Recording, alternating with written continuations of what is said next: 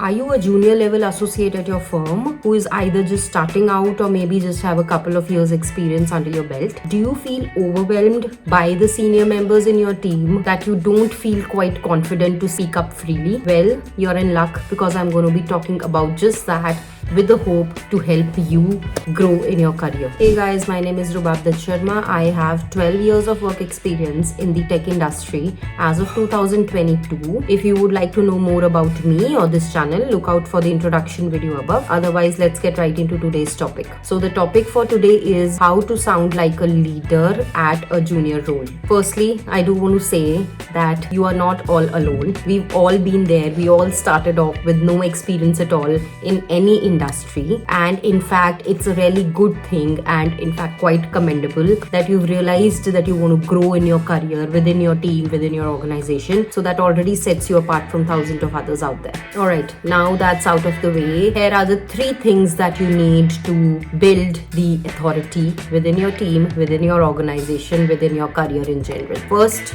knowledge. When I say knowledge, that's the most important thing. Like if you consider it in percentage wise, it's like probably 80% of your work at this stage is going to be knowledge, gaining the knowledge. So when I say knowledge, there are 3 things that you want to gain knowledge on. If you are at a junior level, starting off just a couple of years, you want to know about the product, you want to know about the people, you want to know about the processes. These 3 P's are what you need to gain knowledge about the company, about the product that you're working on. So this is a very important step which most people usually neglect but should not. So when I say you want to understand about the product, so say you are a product manager working in a team of all the senior engineers, that could be quite an overwhelming situation. I understand that. But they are already working on this product from a long time. They have years of experience way greater than yours at this point of time. So what do you do? So first thing that you want to do is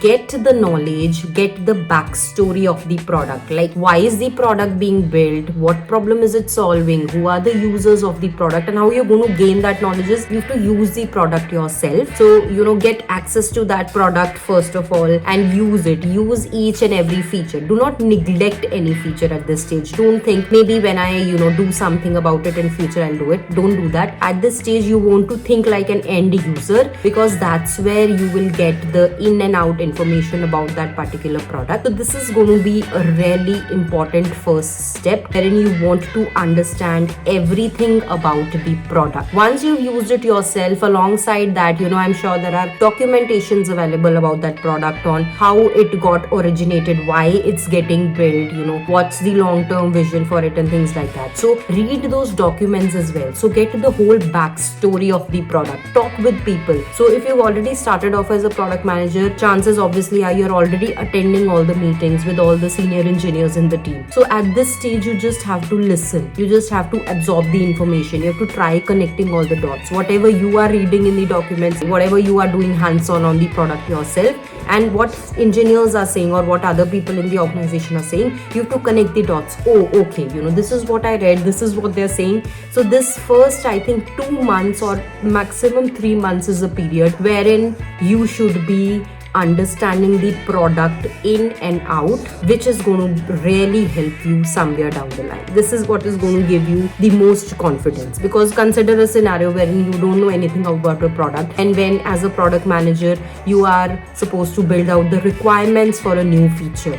If you don't know what the backstory of the product is, how are you going to build the requirements for the new one? And more importantly, why will the people within the team, senior engineers within the team, why will they listen to you? Because you don't know the backstory. Now, in an alternate scenario wherein you've researched about the whole product, when you are creating the new requirements, so at this point you should probably be relating it to the information that you've gathered. So because this is the user behavior, that's why we want to build this feature. So you see, you've understood a lot about the product, so you are automatically able to frame the new requirements, and the engineers who are going to be building the product out based on the requirements that you create, they will have much more confidence. Right, this person, even though he or she is new, they already have researched about the product, they know what they're doing. So, all right, let's just, implement it. So I think that's going to be really helpful. Now, the next P that I mentioned within this is after product is people, which is the engineers within the team, or in some cases, there are scrum masters, there are engineering managers, there are agile coaches, there could be a lot of other teams, but the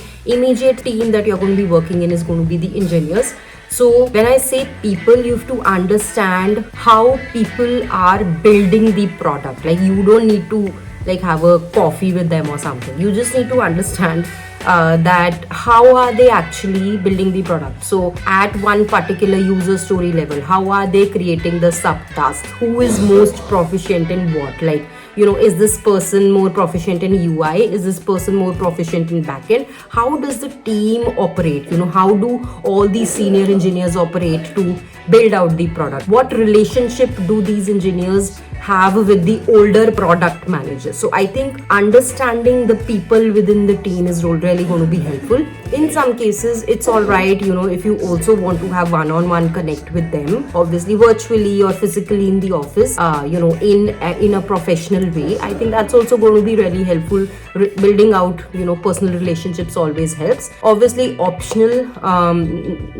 it's not a mandatory thing, but being part of those meetings and understanding and listening is what comprises of understanding how people operate within the team. Now, the last P within the knowledge section is processes. You've understood the product, you've understood the people. Now, lastly, you want to understand the processes.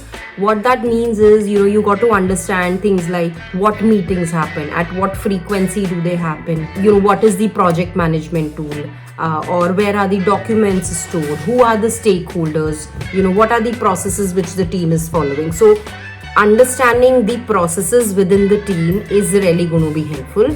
Ignore that, but yeah, it's going to be really helpful for you to properly gel within the team. Now, this is a stage, as I said earlier, you're probably going to be spending 1 to 3 months somewhere around this period to gather the maximum knowledge. I think 3 months is a good period, or maybe in some cases 2 months also if it's a smaller project and stuff like that. But I think 1 to 3 months is a safe period to assume. It's going to be a period wherein you'll have to do a lot of hard work yourself in understanding what's happening around you.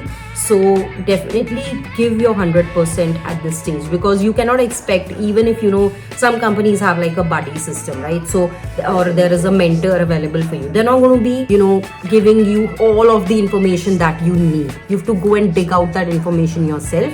So this is a stage wherein you'll have to do a lot of hard work, and it's going to be really worth it. So these 3 months of the hard work of knowledge gathering phase that you do at this point is really going to help you along your journey within this particular organization. So I do want to share a couple of things that I did when I was in this situation a few years back. So things I did was, I always, had a pen and a paper wherever I went. So if anybody was, talking in meetings, virtual or in person, I was always making notes, be it a small thing, be it a big thing. Even in, town halls, I used to have a notebook. I used to write down all the terms which I didn't understand, and probably, went back to Confluence and then, researched about it, so that next time if anybody said it, I knew what it meant. So I did that. Apart from that, when we were in a virtual environment, so whatever calls were there, I used to record all the calls. Even if it was not a team call, it was just like a one-on-one call, I obviously asked for the permission from the other member, and no one usually has the objection, because they are also just imparting all of that knowledge to you. So I recorded the calls, reason being I wanted to listen it back later on, because you're new. A lot of things that the other person says at that time, you're not going to understand those terms or whatever. So record those calls if you have the flexibility of having the virtual meetings, and listen back to them. Listen it 1 time, 2 times. So I think I did it for like 3 months or 4 months, and after that I stopped, because after that, when people were talking, I was easily able to relate. After that, there was no need for me. So it's not like you're going to forever continue doing it.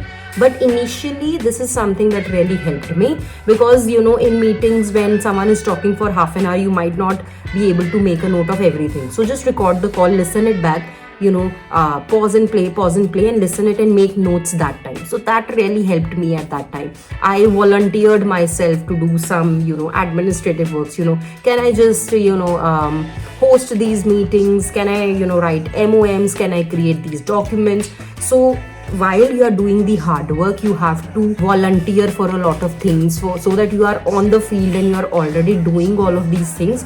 I think a couple of these things really helped me when I was in this position a few years back. Now, a very important thing which I did at this stage, which I think you should definitely do, is asking a lot of questions in the team meetings, in the one-on-one settings, whatever. Ask questions, why is this? What if this happens? Who did this? And, ask all those W questions, who, what, why. More questions you ask, more clarity you're going to get about a particular topic, and that is really going to help you. So it's not only asking a lot of questions is going to solve two problems. One is it's going to allow you to give a lot of information about a particular topic. Secondly, people you are asking the questions to, they are automatically going to get the impressions, yes, this person is too smart. They are already trying to learn a lot of things. So it's that emotional connect that's going to happen with the people within your team at this stage. If you ask a lot of questions, they're automatically going to think this person is great, they are putting in a lot of effort. I think we should probably listen to what they say, because they have so much information about this particular product, about this particular topic. So asking a lot of questions is going to really help you at this stage. Alright, so moving on, now you've gained a lot of knowledge. The second thing that you want to do is application of that knowledge. No brainer there.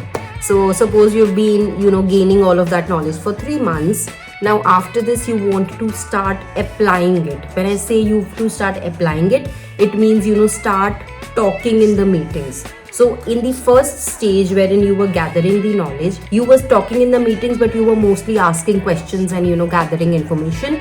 Now after this you want to start contributing, based on whatever you've learned. You want to contribute. All right, I think based on this user behavior, this is what we should do. Start making recommendations. So there is a difference between recommendations and just saying it bluntly. I think we should be doing this just because this is how the user has behaved in the past, just as an example. So the point here is, whatever recommendations you're making, you want to back them by data. Whatever knowledge you've learned and you are applying it and contributing to the meetings, you are backing that up by data, saying I have read this is the user behavior, or this is the latest trend in the data that I've observed, so I think we should be doing this. So if you see, if we back up all of our reasoning with data, that's going to have a very positive impact to the other person listening it, and that's going to make them think that this person is saying right. And imagine doing that for maybe a lot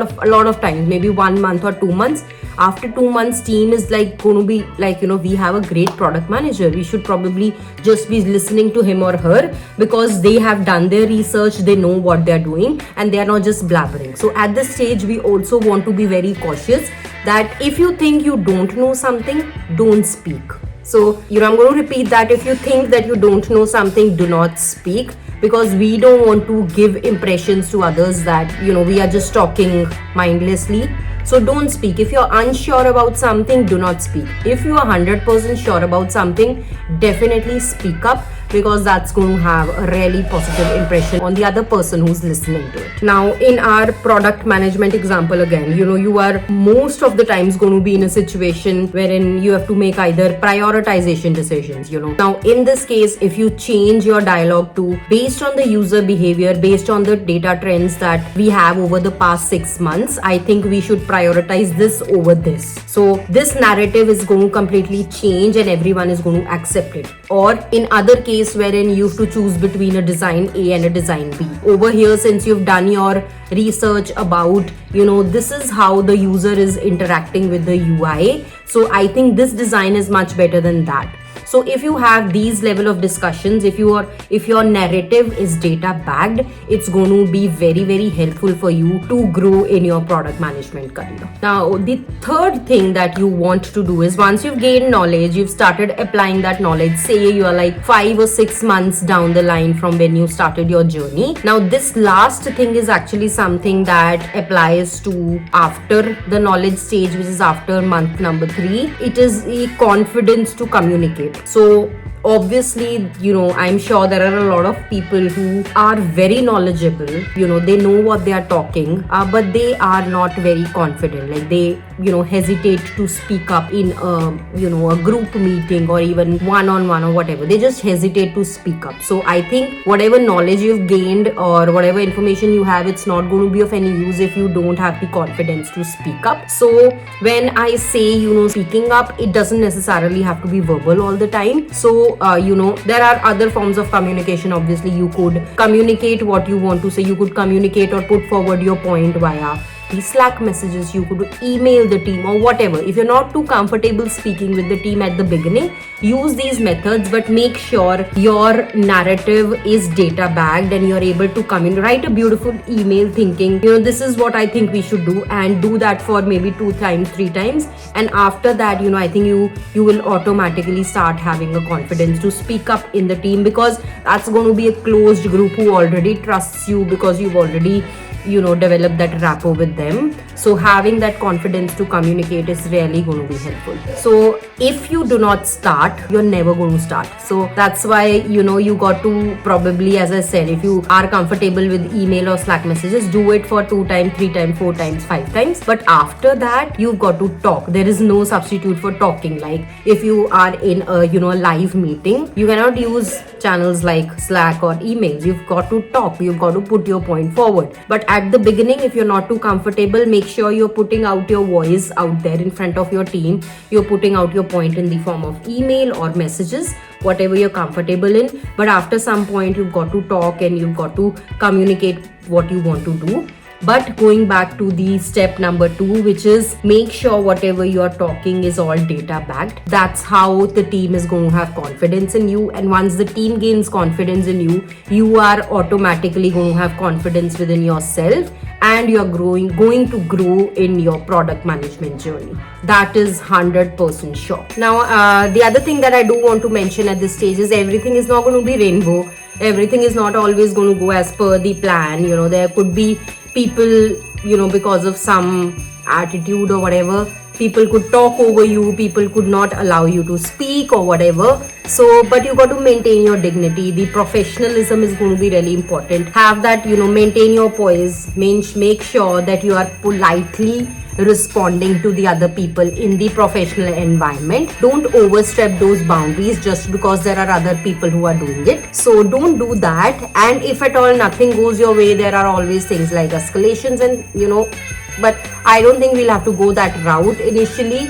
Just be very professional in the way you communicate, and it's going to really help you. So I will, do a part 2 of this video on how I personally, speak up with confidence, how I have learned it over time. If that is something that you would like, definitely let me know via the comments below. But otherwise, I hope I have done justice to this particular topic, and I hope I'm able to help at least one person out there who is facing these challenges. So if not, if you think your situation is a little different and is more complicated and I've not discussed it here, definitely do let me know via comments. Otherwise, do not forget to hit like and subscribe. Otherwise, see you all next week. Until then, bye-bye.